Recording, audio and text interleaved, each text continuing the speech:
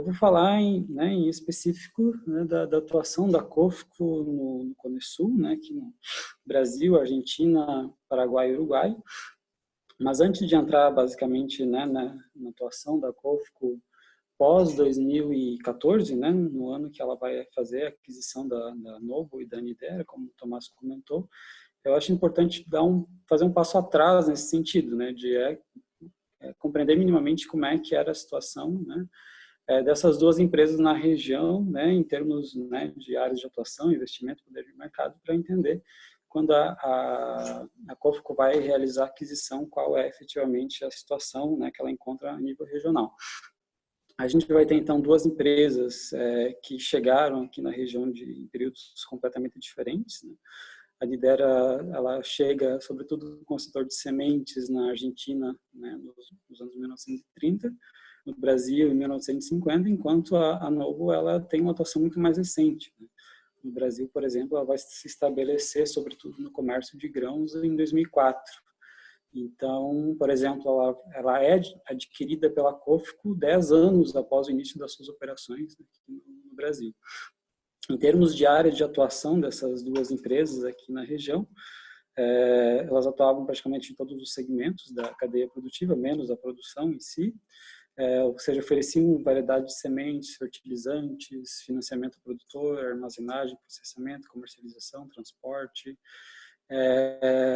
e seja de commodities agrícolas ou também de bioenergia, no caso aí do biodiesel e etanol, mas é importante fazer uma ressalva de que elas tinham uma atuação um pouco diferente. No caso, por exemplo, a Nidera tinha uma atuação muito forte no setor de sementes, enquanto que a Noble não atuava no setor de sementes, mas a Noble, por outro lado, atuava no mercado de cana, cacau, café, algodão, né, e produção de etanol, que não era uma atuação importante que a Nidera exercia. E essas duas empresas aí de 2005 até a aquisição fizeram inúmeros investimentos na região e anunciaram vários outros, que inclusive alguns não foram efetivados após a aquisição pela COFCO, né, que eu vou comentar um pouco mais adiante, que a gente pode visualizar nesse mapa, né, que tem a produção de soja com os pontos em vermelho, e aonde foram indicados, né, realizados esses investimentos pelas duas empresas, que sobretudo de silos, portos e agroindústrias, e é importante dizer que em locais e regiões estratégicas dos 4 países, né?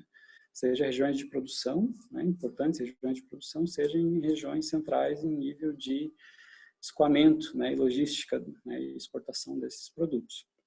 Em nível de poder de mercado, né, pré-aquisição pela COFCO, as duas empresas, no Cone Sul, o volume de exportação era relativamente similar, em torno de 3,3 milhões de dólares. Mas uma questão que é importante comentar, por exemplo, que a Nidera tinha uma atuação muito mais forte na Argentina e no Uruguai, enquanto a Novo, né, ela tinha uma presença maior do que a própria Nidera no Brasil e no Paraguai. Então, no momento que a COFCO realiza em 2014 essa aquisição, ela vai entrar de maneira extremamente rápida com um forte poder de mercado já nesses 4 países, dado que cada uma dessas duas empresas, né, tinha uma presença maior em diferentes países. Em termos de volume, né, somando o poder de mercado dessas duas empresas, né, elas vão ter em 2014, vão responder em torno de 6,4% do volume total das exportações de soja no Cone Sul, né, ou no Mercosul, enfim, nesses 4 países, soja em grão. Estando na 5ª posição a soma dessas duas empresas, atrás, né, apenas da ABCD, né, Bunge, Cargill, ADM e Dreyfus. Então, de maneira extremamente rápida, a COFCO vai assumir vai ter, né, um poder de mercado extremamente relevante na principal zona, em termos globais, de produção e de exportação de soja, né. Então, era, obviamente, uma região estratégica para os interesses da empresa, considerando as questões que o próprio Tomás já comentou. E também empresas com uma inserção territorial extremamente relevante. Para se ter uma ideia, por exemplo, só a Nidera, no Brasil, comprou soja em 2013 de 188 municípios, né, do Brasil. E a Noble, que não são necessariamente os mesmos municípios, mas mais de 150 municípios. Então, além de um grande poder de mercado, uma grande inserção territorial, né, nessas principais regiões de produção. sobretudo de soja, ainda que tivesse uma atuação em outros produtos que a gente não vai entrar aqui. A COFCO, né, ela chega na região a partir da aquisição dessas duas empresas transacionais. É importante dizer que de lá para cá, ela praticamente não realizou novos investimentos, ela aproveitou ao máximo tudo que já tinha sido construído pelas duas empresas, então ela não construiu novos portos, novas agroindústrias.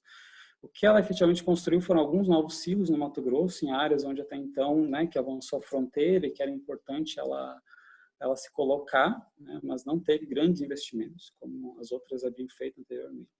Mas ela fomentou alguns elos estratégicos na região, sobretudo logística e armazenagem, né? Pensando redução da capacidade ociosa de portos, melhoria dos canais de abastecimento, ampliação também da capacidade de uso de algumas agroindústrias, e saiu recentemente a possibilidade da COFCO também investir nas rodovias, no Brasil principalmente, né? Porque na própria Argentina ela já tem, ou seja, tem uma condição logística, e no Paraguai e no Uruguai que é muito mais facilitada do que no Brasil. Então, é possível que a COFCO venha investir nos próximos anos, tanto na Ferrogrão, que liga o norte do Mato Grosso até Miritituba, no Pará, como na Ferro Cerrado, que liga Cuiabá até o Triângulo Mineiro, mas ainda são possibilidades não confirmadas. Porque uma outra questão importante de comentar é a dificuldade de ter acesso, né, às informações dessas empresas, não só da COFCO, né, mas principalmente da COFCO. E ela cancelou investimentos que haviam sido divulgados anteriormente pela Noble e pela Midera, né, duas agroindústrias, uma no Brasil, outra na Argentina, que não saíram do papel. E também paralisou duas indústrias, uma no Paraná e outra na Argentina, no sentido de fortalecer ao máximo o comércio, né, de grão, soja em grão in natura, dado que o Tomás também comentou da capacidade ociosa que tinha, né, que tem ainda das indústrias da própria COFCO na China. Mas ela não eliminou por completo o processamento daquelas unidades, né, sobretudo que existem ainda hoje no Brasil e na Argentina, de processamento, de produção de biodiesel. Ao contrário, tem aproveitado, inclusive, né, essas agroindústrias ao máximo, e aproveitado também as próprias vantagens fiscais e tributárias, por exemplo, que a Argentina oferece em termos de processamento de grãos, ou do Brasil de produção de biodiesel, dado que ela tem uma unidade de biodiesel em Rondonópolis, no Brasil. Uma outra, e aí ao lado ali tem o poder de mercado, né, em termos das exportações de soja em grão do Cone Sul. Obviamente foi difícil de construir essa base, porque tem, né, a gente não tem esses dados divulgados ou tem em bases diferentes. Ao longo desses anos, sobretudo de 2013, quando ainda eram as duas empresas, Noble e Midera, até 2018, teve um grande aumento, né, do volume de exportações de soja em grão, que passa de 4,7 milhões de toneladas para 12,7, então um aumento de 167% nos 4 países, né, considerando o volume total. E a COFCO ela vai saltar da quinta para a terceira posição em volume de exportação de soja na região, perdendo apenas aí para Cargill e para Bunge, mas superando o Dreyfus e a ADM, por exemplo. Mas 2019 aí já tem uma situação um pouco diferente, e aí é importante fazer algumas ressalvas. Por exemplo, o fato de que a mídia vai dizer que se deve pela guerra comercial China-Estados Unidos, e que de fato ocorre também pela gripe suína e que afetou a demanda, e que efetivamente tem relação, mas é mais complexo do que isso, porque as matérias que saíram dão a entender que isso afetou todas as empresas, né, em todos os países, e a gente vai ver que efetivamente o que afetou foi a redução do volume de compras da COFCO de soja para enviar para a China. Por exemplo, de 2018 a 2019, a COFCO deixou de exportar no Brasil, ou seja, teve uma redução de 2/3 do volume.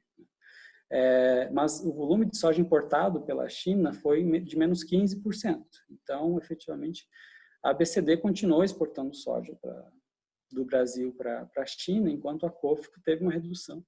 E ainda uma hipótese que a gente está avançando, mas é bem provável que se confirme, que é a opção, né, que envolve questões estratégicas e políticas, de adquirir essa soja americana em função aí das tréguas comerciais que foram, né, se desenrolando aí nesse último ano. Por outro lado, se a gente olhar os outros países, a COFCO não teve uma redução do volume de exportação de soja de 2018 para 2019. Por exemplo, no Brasil, sim, né, ela cai da terceira para a sétima posição, mas na Argentina, nos últimos 3 anos, ela é a principal empresa de exportação de produtos agrícolas e agroindustriais. Então, ela é maior do que a ABCD e as nacionais argentinas. Inclusive, cresceu, na diferença desses 2 anos, quase 300%, em função da quebra de safra anterior, que aconteceu na Argentina. O Paraguai também ela é a primeira exportadora de soja em grão. E no Uruguai, ela saltou para a segunda posição, que é um marco, né, no país, porque ela sempre estava em 10ª, 8ª, mas é a primeira vez que ela se aproxima do posto de primeira, de maior exportadora de soja. Então, a gente vê que em 2019, né, a redução do poder de mercado regional está muito em função da situação do Brasil e da guerra comercial, dado que nos outros países ela seguiu crescendo e fortalecendo, né, no seu mercado. Então, são dados extremamente, né, interessantes para perceber o volume, né, e a posição que ela assumiu na região ao longo desses últimos anos pós-aquisição. Para concluir de maneira bastante rápida, assim, isso já tem um certo consenso que a COFCO, em nível de literatura, tem feito um movimento sólido de consolidação, internacionalização, a partir das estratégias e questões que o Tomás comentou no próprio texto que o Sérgio divulgou do Michael, que ele comenta, né, desse feito da COFCO, já na quarta maior exportadora quarta maior empresa global do setor de commodities agrícolas, né, sobretudo soja, está entre as principais empresas no Conesul. Se a gente olha, tirando 2019 também no Brasil, né, que em 2019 cai para a 7ª posição, mas estava na 3ª, mas nos outros 3 países aí na 1ª ou 2ª posição. Mas isso não quer dizer que as concorrentes ficaram paradas assistindo, né, a expansão da COFCO. Também desenvolver estratégias, investimentos, mas que não cabe aqui tratar.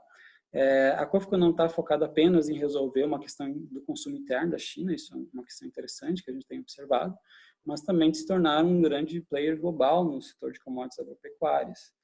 Talvez 2 exemplos que indicam isso, por exemplo, no caso das exportações de soja do Brasil, pela COFCO, 60% vai para a China, mas 40% vai para outros destinos. E o Brasil, a COFCO é a segunda empresa que mais, do qual o Brasil mais importa trigo. Então, ela tem assumido, né, outras características para além, efetivamente, de atender exclusivamente o consumo interno chinês. Uma outra questão que talvez seja um pouco óbvia, que embora tenha estratégias globais, né, uma estratégia global, ela está adaptada a cada país, a cada local.